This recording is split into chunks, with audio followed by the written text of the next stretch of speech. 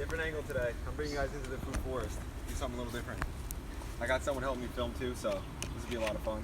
If there's anything you want to see or anything, let me know. I got my phone here, so I'm going to be looking at the comments and everything too. I'm going to be doing a little work and stuff. I had a few things to do, so we thought we'd bring you in to show you kind of what we do day to day. Nothing crazy, but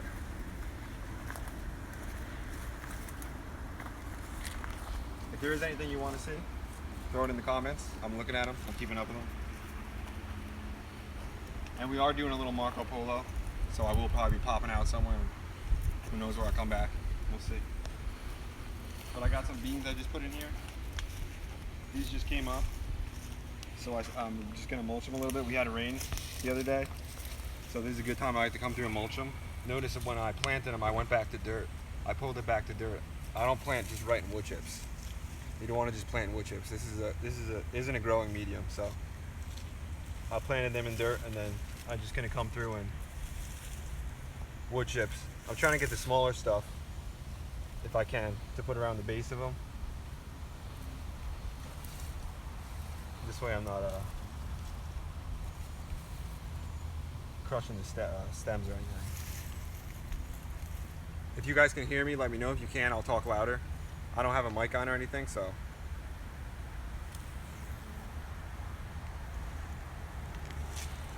So I'm just working in here now. A lot of the tomatoes are getting big. Pear's still looking good. I almost want to just like take one of them off and just try it. See how close it is. I don't think I'm gonna, but I want to. Can you guys hear me? If you can hear me, throw a thumbs up or something. If you can, I'll talk louder.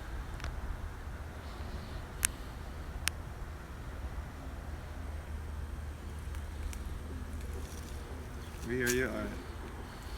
Do I use pruning methodology?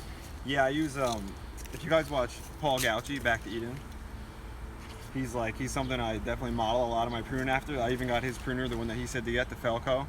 This is the best pruner, in my opinion. I can even do a video on that, but it's top quality. This one, real good stuff. Everything about it. It's easy to take apart and everything, but I like to take the centers out. I think I've said it in a video before. Paul Gauci said something like the Japanese, like how it's something that you should be able to throw a cat through it, basically. But you can see how open I've got these, because I'm in New Jersey. We've got high humidity, and that's like the main problem with peach leaf curl. So we're just trying to open up as much as we can, because we think this is going to obviously help with circulation, and it'll get a lot of sun in it also. And we're seeing the huge difference that pruning makes to bringing the sun in on the peaches. I'll bring in one of the other peaches. The sun makes such a difference. Some of the peaches we had in the shade, they got a little fungus damage on them or something, speckles. So we opened it up. We opened it up like that one. And you can see, notice a lot of this, where all the fruit is, I've basically pruned a lot of the leaves.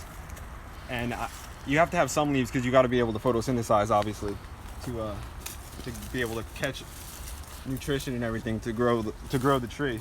So I kept all of its leaves up high here, but I thinned them out, and all the fruit down here can get light.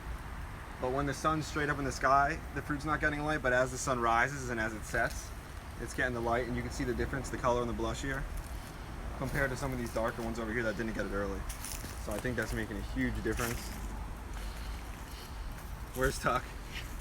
Tuck, throw a cat through it? Yeah, exactly. That's what. Whoa. Green Loving Mom mentioned how it was funny. I said throw a cat through it. The thing is, you won't forget that. You won't forget that saying anymore. Once I heard it one time, I never forgot it. It sticks in your head. Tuck's not in the garden right now because he's a menace in the garden. Let me show you in here what he did. We let him in the garden sometimes so he can play around, but it's just like chickens. You can't have chickens in the food forest constantly. They'll tear this place apart. So you can only bring him in periodically. Periodically, it's good. Joel Salatin talks about that. He calls it a temporary disturbance. So Compton has a temporary disturbance, that's good, but this constant disturbance is just too much.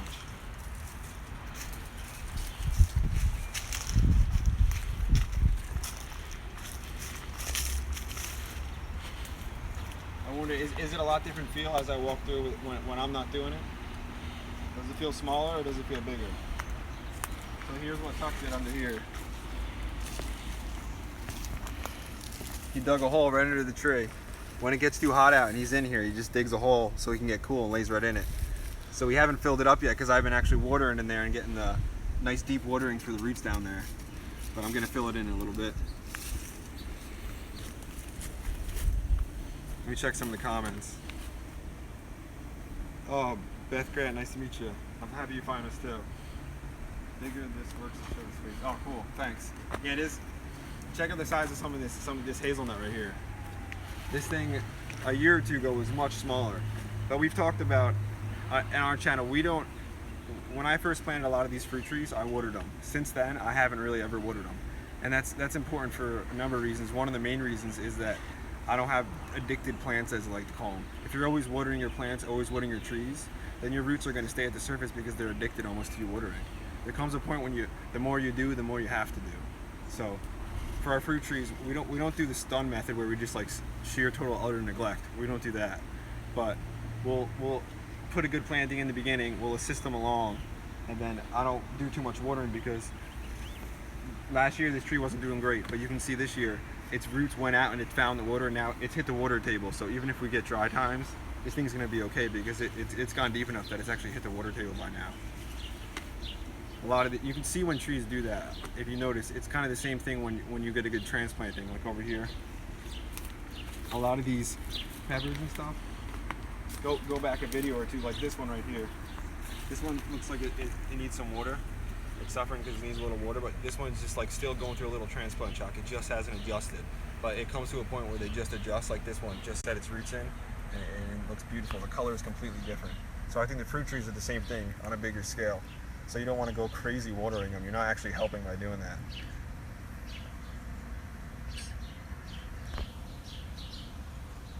Should you be adding organic fertilizer if you add a mulch? You can if you want, as a top dressing. Okay. If I'm talking too fast, sorry guys. I'm from Jersey, so that's just how I talk. But I'll try to slow it down for you guys. You might have to like play it on like 0.75 speed or something if you want to hear what I'm really saying. But you could fertilize if you want, but it would be a top dressing. So you wouldn't want to just take fertilizer, pull everything back, and put it underneath. You could just put it on top as a top dressing, and then as it rains, that'll just soak in and go deep in there. I mean, if you have really thick mulch and you want to pull back the mulch a little bit so you get that fertilization quicker, that's fine. But I wouldn't be mixing anything too much. You don't want to disturb too much. Okay, I've got a few little weeds coming up. But those weeds are there because I had pulled back when I transplanted, so there's some leftover dirt and stuff by mixing the wood chips there. We've got a bunch of different things growing. That's probably a Black King tomato right there. Let me check the comments if you guys have any questions. We're growing a ground cherry right here, but you can see I haven't done too much research on it, but it looks like it's got some kind of potato beetle, I think. Just by the looks of it. It still has a couple of ground cherries, but it suffered from something. That could be due to Germany. I work at an organic nursery. Have you thought about quince or medlar? Beautiful but rare. Yeah, quince and medlar are real cool actually. My neighbor who's right across the fence from me has a number of quince trees. So that's one of the reasons we didn't get it. Between me and him, we've almost got everything you could get. If there's a plant, guys, any perennial, name it. If it's edible, we have it. I can almost guarantee it. Aronias, gooseberries, elderberries, I mean, just whatever it is, we probably have it. The quince, the medlars. But if there is anything you think I don't have, let me know. The grapes, though, look at these, looking beautiful. In the past couple of videos, you guys have mentioned that you noticed some of the grapes were going bad. People had said brown rot and black rot. We did have that in the grapes. I think that was it. It's happened in the past to us though. So what we do is we come through when we prune heavy, because we're not going to spray with anything. For us, that's no way. It's not even a thought. We do this mainly to get the best possible food we can get. We're not doing this, if we wanted sprayed food, we'd go buy it from the store. But we're doing this the completely natural and organic way. So we just came through and we pruned, and if you look, you can see there were ones that had block rot and they're died off, but it has stopped. So something with the weather changed, the humidity or our pruning, and it stopped. They were going bad, but they've stopped. So the ones on here we should be able to hold. They're getting close. And this happened in the past before, and then they were ripened soon after, but it looks like for now they look pretty good.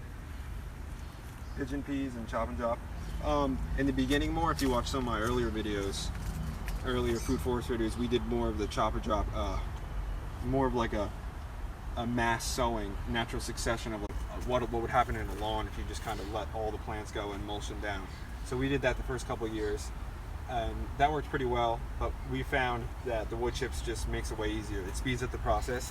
And one indication for us, I'm gonna take you a little bit, walk around a little bit. One indication for us that that let us know that wood chips were really the way for us, and is two things. Actually, two things: is the fungus in the soil from the wood chips, and the worms. It's crazy. When we were doing it that natural method, it was really nice doing that, and growing our own chop and drop was really good. But we weren't growing enough of it quick enough, and we didn't have and it broke down too quick because a lot of our chop and drop were annual, so they broke down really quickly. So there wasn't enough food for the worms. The wood chips, they're so easy to access locally here, and I mean, it's just an incredible resource. They break down slow, they hold the moisture amazing. They bring the fungus in, they bring the worms in. Just random spot here, look at this. I mean, it would take you long to get this from Chop and Drop, guys. We didn't plan this or anything, you know. This is just what it looks like everywhere. And I've shown you what the soil looks like outside of the garden. I mean, this is just everywhere. This is worms galore, and I haven't even got down to where the dirt is. This is how you build soil. You build it from the top down, but you can also build it from the ground up by planting perennials like perennial grasses and perennial flowers and cutting them down, and year by year those are building. We also do that in sections over here.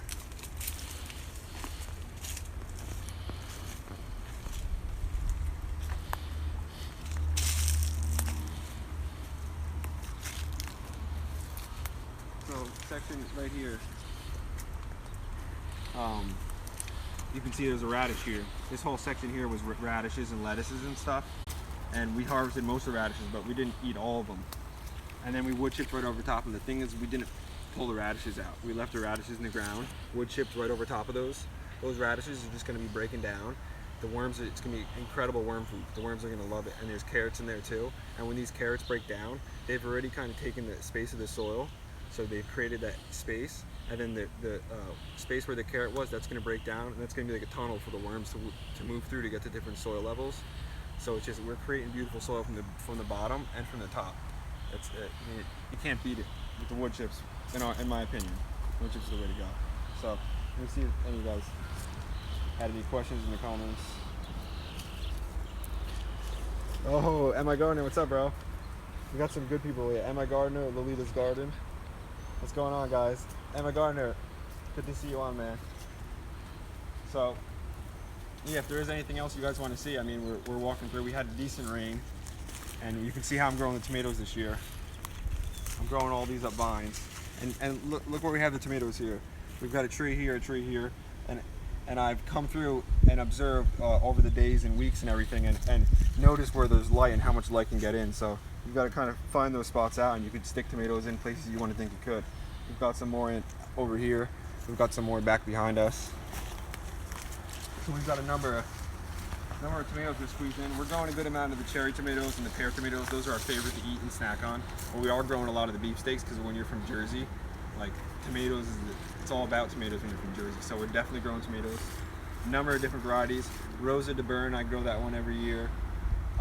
We have a couple staples we like. There's even a hybrid one I like, Sun Gold Cherry. That's one of my favorite cherry ones, are the small ones. So that's such a delicious one. And look at the asparagus under here. This thing is going to be an epic producer for us next year. And this was kind of one of our companion planting ideas in a sense, because we've got the peach tree here, and we've got asparagus. I don't know if you guys know this, but asparagus roots, they're going to go 15 feet. They'll go up to 15 feet, not 15 inches. 15 feet, Paul Gauci talks about this, into the ground.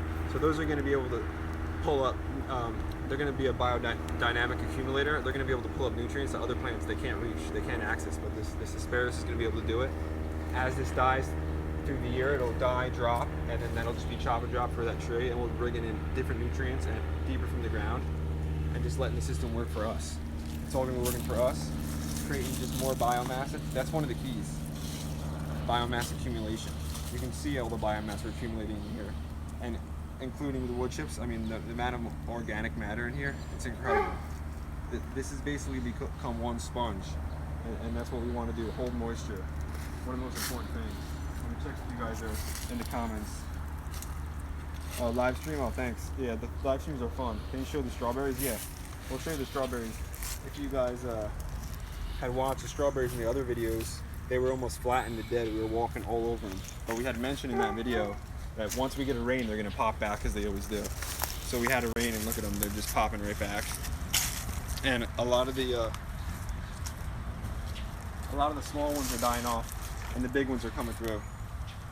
So this is going to be a huge patch again next year, and every year it's just expanding and just widening. And one of the things I love about strawberries is they have their runners, they're like arms. So you'll have an area in your food forest where there's light will pop up, and the strawberry, they just like will throw an arm out there and make a strawberry plant. So they're looking for the light for you. So they're one of those plants that you don't even have to go out and transplant in your food forest, they'll transplant themselves for you. So they're working for you again. That's what you want to do. Have nature work for you. If you're working with nature, then you're on the right side. You want to be working against it. These grapes up here, same scenario, where they had that brown rot at some point. But again, they cleared up, they look beautiful, but I still want to come through and prune these a little more because I want to get light on all this fruit in here. It's real important. And these peaches over here, I've also pruned this peach tree real heavy, you can see. All this lower stuff. We're not, I'm not growing leaves anymore. I don't care about growing leaves. I'm trying to produce fruit. So that's what we're focused on.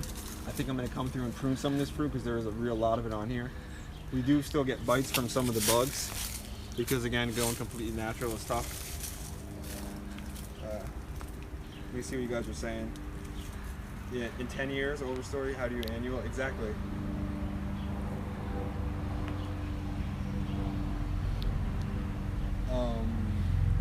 10 years, what are you gonna do with the overstory? Well, that's the whole point.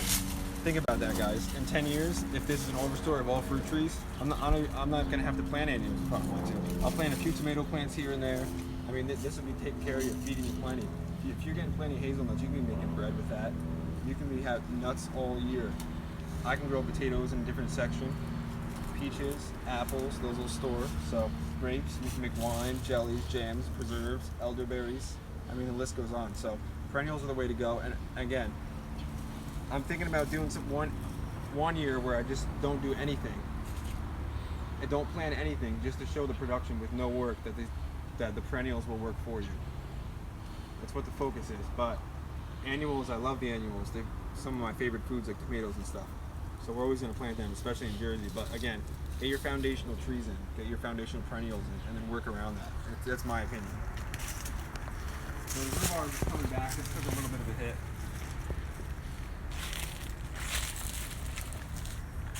Because we got some real hot weather.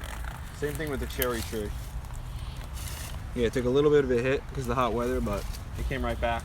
Dropped some leaves. You can see how this from the hot weather too. But this is just a lemon balm. Just we're not too focused on that really. That's just a good bringing pollinators and stuff. But this cherry tree at one point had a lot of yellow leaves, and then all of a sudden just dropped all of them. I mean, it looks okay again. So a lot of the cherries did that locally because we've got black cherries around here and a lot of flowering cherries, so they all do. Do I consult? I mean, I've consulted locally before, but someone has asked me to consult over the phone and stuff, but I'm really focused on kind of local right now, doing getting the community going more, even though I'm not really a part of the permaculture community locally, but I've got a lot of stuff I'm focused on. But I will maybe do some consulting in the future, but I'd like to do it in person. I want to do it over the phone. I feel like you'd have, on a property, I would never be able to consult a property unless I went to it. You can't get a feel for it unless you're there, in my opinion. Like when I go somewhere, I go, oh man, I should be doing that. Like, or oh, they should be doing this. So like a lot of properties, I'll go to it and I'll go to a garden, and it's just a garden where, a very standard kind of garden. And once I go there, I was like, oh, I should be doing that differently. I need to do this better. So there's always something to learn, and there's always something to grow from. But that's one of the reasons I like going out to the place, because you got to get a feel for it, in my opinion. But everyone's got a different way of doing things. But this is something we've done in the past that's done real well for us. So again, you don't have a lot of light in a food forest, but we know that we've got this is the apple tree above us, and we've got all zucchini planted here. So one of these is going to be the winner probably. Whatever goes healthier, this one will probably come out. Same thing with these two. That one already won. So we always like to, if we want one, we plant 2, or if we want 1, we plant 3. You know, if we want 5, we plant 20, and we pick the best ones. I think that's, when you get enough seeds, might as well do that. So we've got that underneath this apple tree because this is these seeds are on the south side. So they'll get this morning sun, and then they'll get some of the south sun a little later in the season, but they'll also get the west sun dropping down. So this is south right here. The other side of the tree is north. So this is how we grow some zucchini and stuff, even though we're a little behind on time. And then again, look, we've got tomatoes growing right here. As a new young apple tree comes through, this tomato's looking very healthy. And we've got some beefsteaks back here too. Those are growing years old. What do you think about planting golden seal? A golden seal? What state are you in? I'm in New Jersey.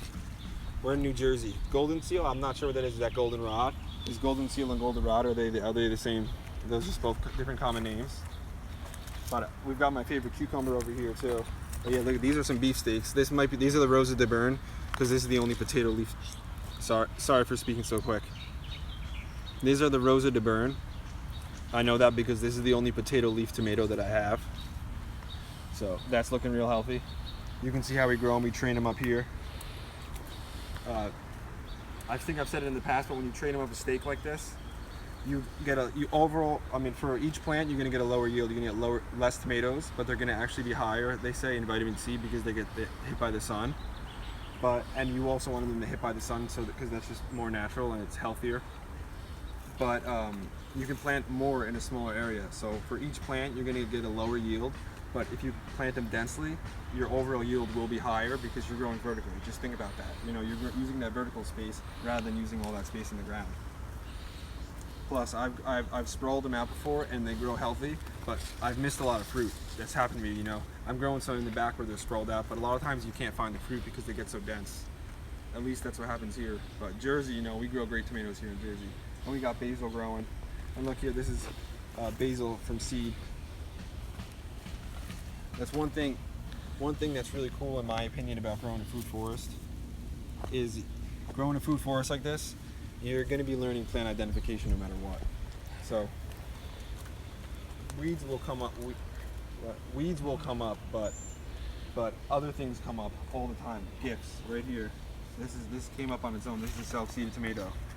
But if I didn't know, people would know tomatoes, but if I didn't know plant identification, I might have just pulled that seedling out and lost the opportunity to get this tomato. I don't even know what variety it is. We'll see. It might be a cross. It's something cool. The borage right behind us right here. Okay.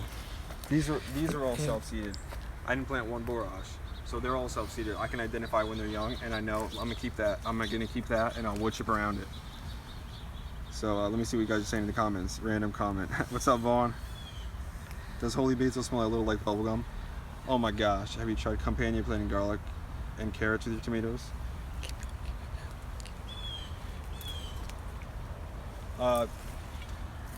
Yeah, carrots with tomatoes, I've definitely done that before. I've shown a book. Carrots Love Tomatoes. And there's a book, Carrots Love Tomatoes. So yeah, tomatoes and carrots grow great together. But I think I've showed it before also. Borage is, in my opinion, even better to grow with your tomatoes. So that I always plant that by my tomatoes because it helps the tomatoes grow better, they say, and it also helps the flavor. But if you were to plant carrots underneath your tomatoes, say here, some garlic, and then the borage behind the tomatoes, that would be beautiful. Get all of them in one spot. You could do that. You just got to make sure you're not putting stuff too dense that it suffocates things. Because you have to decide. You can either go really dense, have a lot of diversity, and get smaller things, or you can go more sprawled out and get bigger things like this. Look at the health on this tomato. So, two things right here I see that these two tomatoes are doing completely different, which is probably based on variety. This one has some kind of fungal disease maybe with these curling leaves like this. It isn't looking too great. When this one 2 feet apart is looking amazing. So this variety for some reason performs better in our particular soil or this particular location. So this one's good to note and grow again in the future. Do I thin out self-seedling plants? Yeah, I thin out everything. Thinning out is one of the main things I do. That's one of the, in my opinion, one of the maybe things people overlook again, I say if I want 5 things, I plant 25 things. If I want 3 things, I plant 10 things. But that's what I did with the trees. If you guys have seen in the past videos, people are like, why are you planting the tree so dense? There's no way that's going to grow. You're going to shade everything out. There's no way that's going to work. And then I've had other people just recently now, years later, say, how do you space your trees? How do you have such good spacing? How do you have such airflow between? And that's because I cut out the ones I didn't want. I just kept the ones I did want, and that was the whole idea. Let me plant 50 trees and keep 20. Instead of just planting 20, you find out 10 of them don't work. You're 5 years back, you lost 10 trees. It's a headache right there. So we tried to avoid that. And the way we avoided that was by doing our reading, doing our research, modeling other people, and that's it. Let me just check the comments. Holy basil? Oh yeah. Let me take you guys over to some holy basil. What an incredible plant. Holy basil, sacred basil, tulsi, all the same thing, just different names. And this is an incredible plant. This is one of the biggest plants in Ayurvedic medicine and healing. So it's definitely something you want to plant in the garden. And Lolita's Garden, he's got a great channel, check him out. He's a funny guy too. But he had mentioned something about holy basil. So it has a crazy smell. Bubblegum, he says. I thought it was like, here's something we've got right here growing in pots. So we're growing in pots this year, guys. I'll bring you along for some more of that. Growing in containers, we can do it every way here. Anybody can do it any way they want. Oh my gosh. Bubblegum maybe. The smell is just ridiculous. I can't even put my finger on it. It's just, yeah. It doesn't smell like basil, and it doesn't taste like it either, but it tastes amazing. Some basils, like here's a purple basil here, which I haven't tried this one. I found in the past personally, the purple basils don't taste as good. They look really cool, but I mean personally, I don't think they taste this good. And so I always grow my favorite, like the Genovese and the sweet basils. Common basil, but it's the reason they're common because they taste the best. We got some bees working over here, doing some pollinating for us. So constantly, we've got bees working for us. We hire a lot of people on the garden. What's behind you is a tiny house or a really big chicken coop. Can you share with us your best source of information and resources for research on permaculture forest? All right, I'm looking at some of the comments. 2 things. Someone asked if it was a tiny house or a chicken coop. That is a chicken coop. That is a chicken coop. We have 5 chickens. We've got 5 chickens. 1 Buff Orpington, 2 Rhode Island Red, and 2 black Australorps. So they produce eggs for us. So they're constantly working. We throw a lot of our scraps into there if we don't feel like chopping and dropping it. So they are always working for us, and there's some corn and stuff coming up in there. And they'll eat up a lot of our food scraps and also give us a lot of eggs, so you can't go wrong. You gotta have chickens. But also, if you had been mentioning back here, maybe you might have been talking about, we've got the recycled window greenhouse. So this is a greenhouse we built a year or so ago, I'm not sure. All from recycled windows. This is where we started everything. Everything I'm showing you, all these annuals, everything started in here this year. This is a sliding glass door, and we just put it up sideways, framed it like a window, 1 on each side, and just got windows from the garbage, and just framed them in.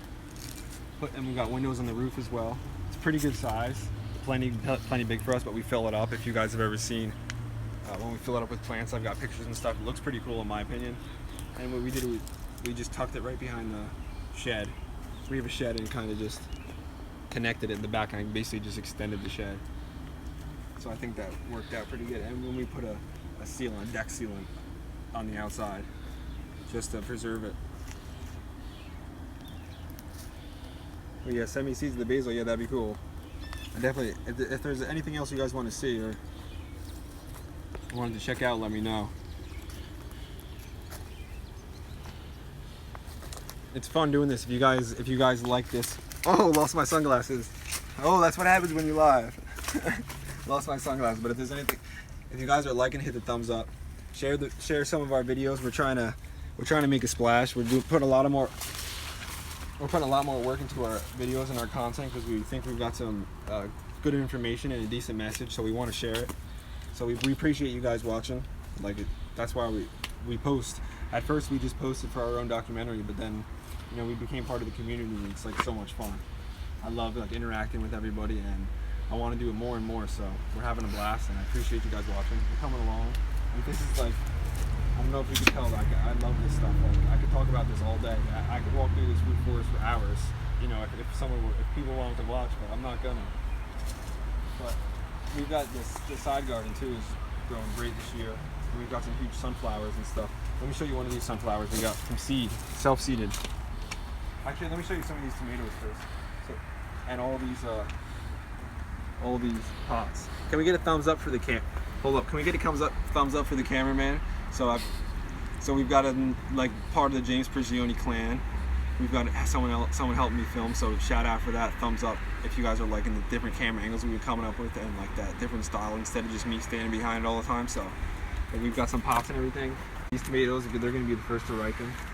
So close, getting so fat. I didn't think they were gonna get this big, but I love this little teardrop at the bottom. Like that is cool. I think these are the Juliets, but like I love the shape. They got a little big in my opinion, bigger than I wanted them to, but that teardrop just makes it for me. It's that little added thing, little things. And then you gotta have some beefsteaks. These look like more like a homestead tomato. Striped though, so different kind of variety. And another Juliet over there. Check some of the comments. Thanks, James. Great cameraman. Hell yeah. Thanks guys. Yeah, James on the cameraman. James is the cameraman. Cameraman is the real MVP. Exactly. Oh, there's Tuck. Tuck might be the real MVP. Let me let him in for a little bit. Come on, Tuck. Here's the king. Come on, king. Watch, come on, Tuck. Come on, boy. Come on, Tuck.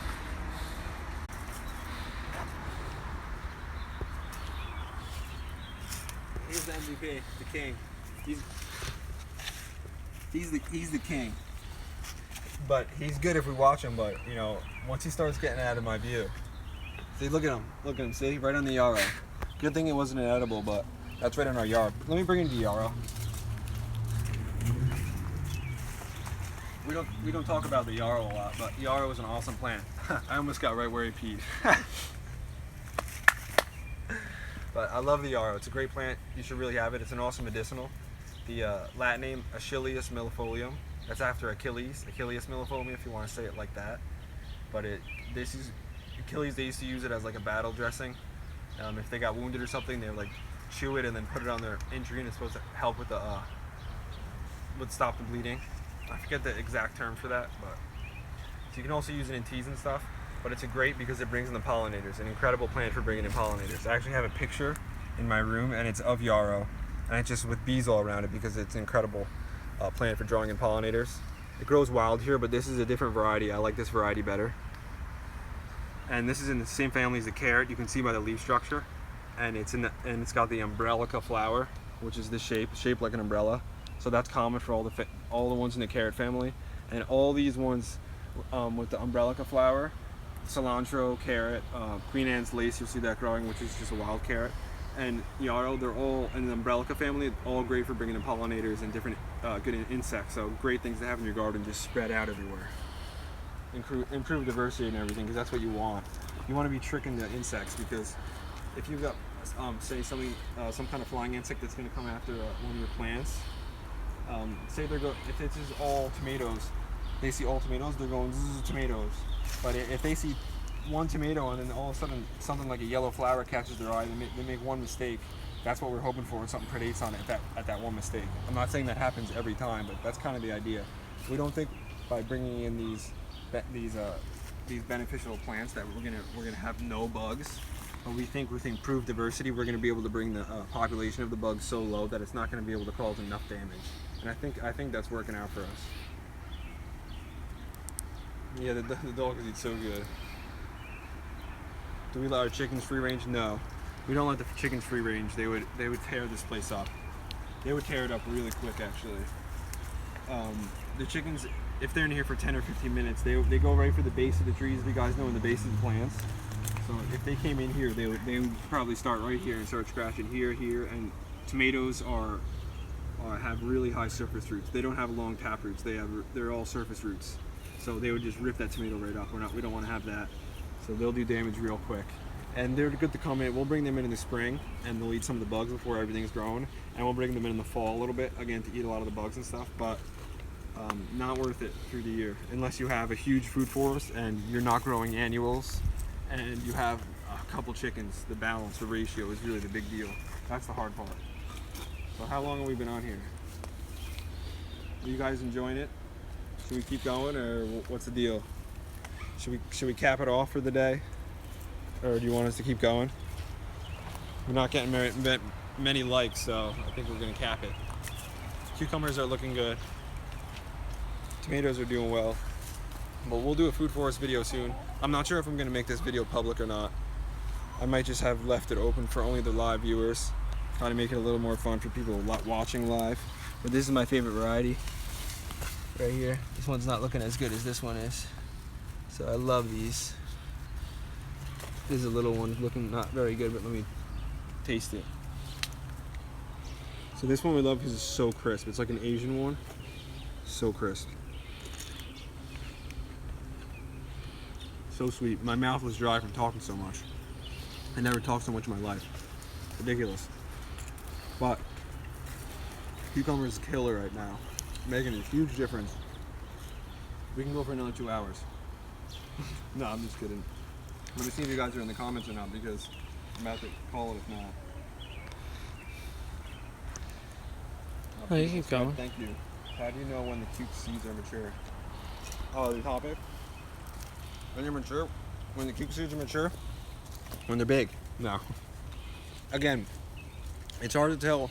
Here's Tuck. Yeah, this stuff we do show in the videos. We don't like set this stuff up. This is what happens. This is what Tuck does. He watches me do it and then he does it. But he went with the pickling one. He didn't take one of the good ones, which is good. You know that? Good boy. Good boy. Good boy. Here you go.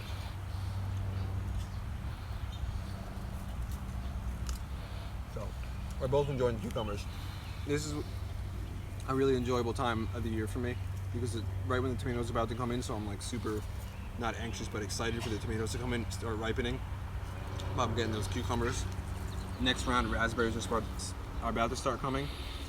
Strawberries are coming again. Never ends. Thumbs up. Okay, so the cucumbers, when they're ripe, every variety is almost different in a sense. This one right here, these seeds are probably going to be ripe because, let me see. No, these weren't even ripe yet. Let me see in the back. See, those have a couple ripe seeds. Yeah, so this one's probably done. That plant's probably done. So when they start to turn yellow, but again, I can't just tell you this cucumber's ripe, this one isn't, because there's pickling ones are going to be smaller. Some varieties are known for being thin and long. Some are known for being fat. So based on your variety, you have to do your own kind of research. I didn't want to bog the video down too much by getting into too many specifics, but that's what I'm saying. If they're starting to turn yellow, you're past it. You know, you're past it. Get it off quick and see if you're going to be able to produce any more flowers. If not, get it out and get something else in. This one's gone. Going to the chickens. So here's another area where there's Tom. That's Tom girl. She's one of our chickens. She's got some kind of eye issue or something, which since she was a baby, but she still makes good. The girls are good to her. And here's Forrest. Here's our most aggressive chicken, for good reasons. She actually backs Tuck down, the dog. She'll put him to shame.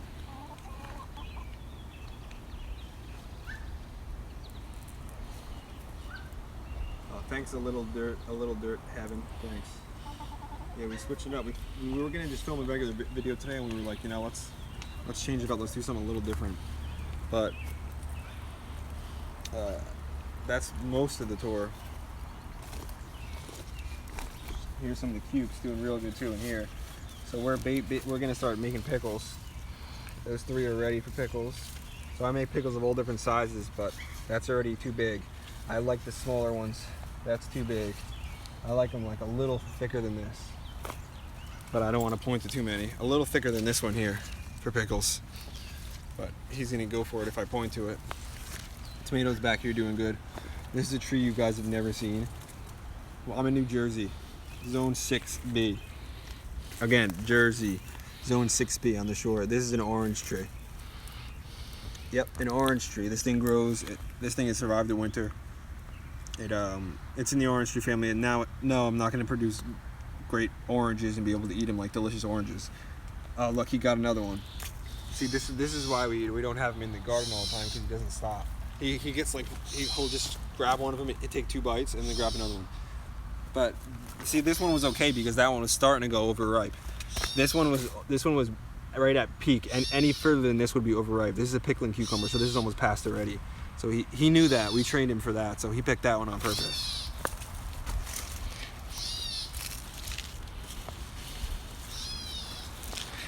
Let's see the live chat. What was it like to hang out with Tori Moore? Oh, with Tori? Oh, Tori was awesome. That was such a good time. After we did that, we were like, we got to do it again and go see his place, or we got to do more collaborations and meet up with people.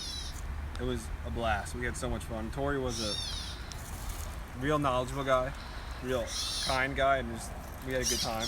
It's like, it's different when you get to like meet and hang out with someone who has the same like interests like this, like permaculture or something. You don't get to meet people. I mean, I don't usually day to day that are into these kind of things and are passionate about these kind of things. So people locally will say, "Oh, I hear you have a nice garden. I hear you have a nice garden. Can I come see your garden?" Yeah, sure. So they come, they see it. Oh, this is nice. They don't get it. When Terry came, he got it. So some people get it, some people don't get it. But when people get it, it's more fun. So I've had but a handful of people, maybe, I don't know, off the top of my head, people come that got it. And it was fun. It's fun talking with those kinds of people. So. Totally strong bro with that guy. Strong bro with the guy. Yeah. Tori's an awesome guy. Good, and he supports our channel, and we support his channel. And that's what I love about this community, supporting each other. And just like sharing the information and the knowledge, and I can do a soil video, and then Tori can do a soil video, and then 1 Yard Revolution can do a soil video, and Luke and my gardener can do a soil video, and everyone's gonna be different, and everyone's gonna do it their own way, and everyone's gonna have things that they feel are more important, and a lot of that has to do with your style of gardening and how you do things, because everything is so circumstantial. So, and that's what I love about it. It's like there's almost no copying in a sense, because the information is different, and how you absorb the information and how it's presented, there's so many different ways to go about it. So we love making videos, and Tori makes great videos. Check him out. And also Lolita's Garden makes great videos, and my gardener, and they all do. And Wrangler Star, I know someone came here from Wrangler Star. He's the king. You guys know, the permaculture king. So I've got an idea I want to do for some videos in the future where we're watching some of those videos and doing more things like this. We're in front of the camera, kind of like connecting with you guys more, because I like this live connection more. I feel like it's more real. If you guys get that at all, I don't know, but it's enjoyable to me. So we'll see if you guys are still about to call it now, though. It was a lot of fun. Thanks for tuning in. Thanks for coming in and commenting and allowing the video to go along. If I had started this and no one was here, it would have been a drag. So thanks for tuning in. Thanks for watching. Hit the like button. Hit the subscribe button, guys. We'll be coming out with more videos real soon. We'll be bringing Tuck in. We'll be having the cameraman crushing it with the views, crushing it. So make sure we're going for this video right here. I'm not sure if it's going to be public, but for our next video, we're going for 100 million likes. So smash the like button as hard as you can. 100 million likes. YouTube, let's go. James Prigioni, bring it. We out. Thanks for watching, guys. See you in the next one.